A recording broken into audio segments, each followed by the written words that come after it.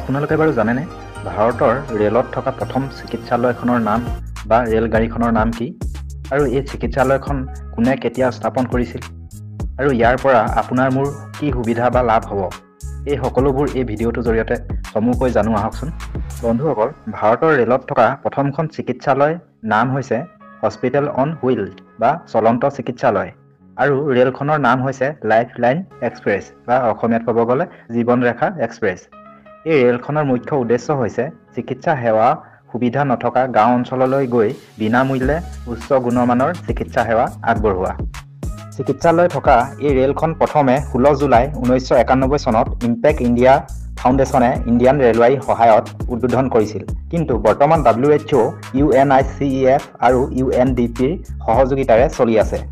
বন্ধুসকল মনত ৰাখিবলগীয়া আৰু গৌৰৱৰ কথা যে ভাৰতৰ লাইফলাইন এক্সপ্ৰেছ হৈছে পৃথিৱীৰ প্ৰথম হস্পিটেল ট্ৰেইন হিচাপে স্বীকৃতিপ্ৰাপ্ত ৰেল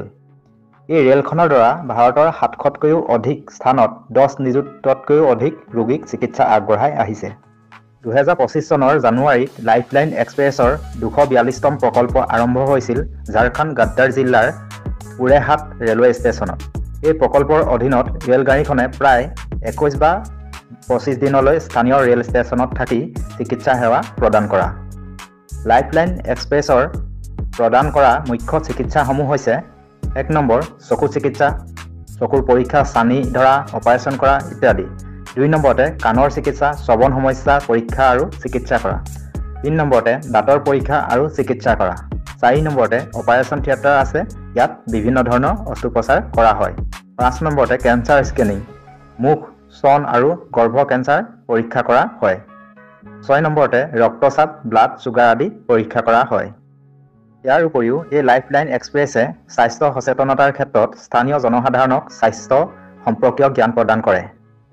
বন্ধুসকল তথ্যখিনি জানি যদি উপকৃত হৈছে তেন্তে আনে জানিবলৈও ভিডিঅ'টো শ্বেয়াৰ কৰি দিব আৰু এনে ধৰণৰ নতুন নতুন তথ্য প্ৰতিদিনে জানি থাকিবলৈ আমাৰ YouTube চেনেলটো ছাবস্ক্ৰাইব কৰি দিব